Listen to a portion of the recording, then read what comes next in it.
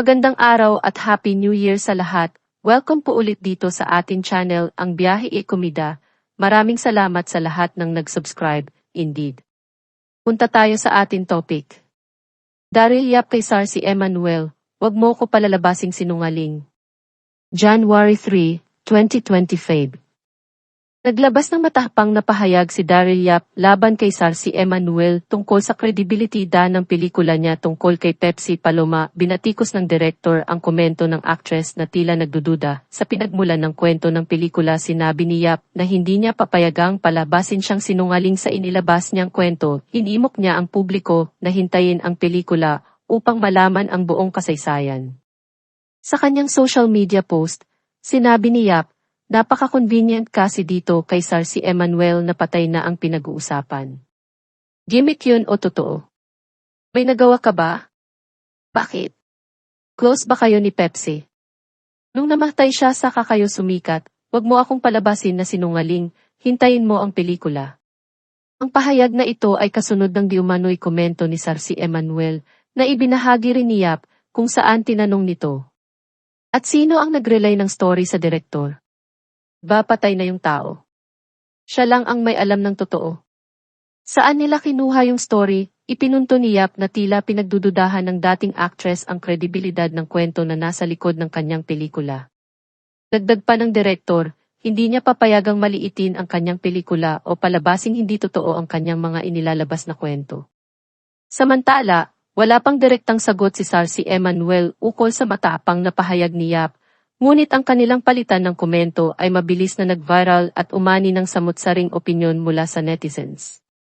Tila magiging mainit ang pagtanggap ng publiko sa inaabangang pelikula ni Daryl Yap, lalo na't umusbong muli ang usapin ukol sa trahedya at kontrobersyang bumalot sa buhay ni Pepsi Paloma. Si Daryl Yap ay isang Filipino filmmaker, director, at screenwriter na kilala sa paggawa ng mga kontrobersyal na pelikula at online content.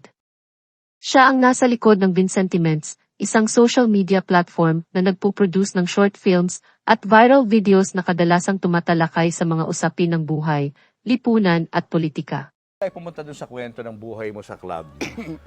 Isa sa mga controversial na nangyari nung panahon na yun, nung kayo mga soft drinks beauty, ay yung na-involve yung TVJ, di ba, kay Pepsi Paloma.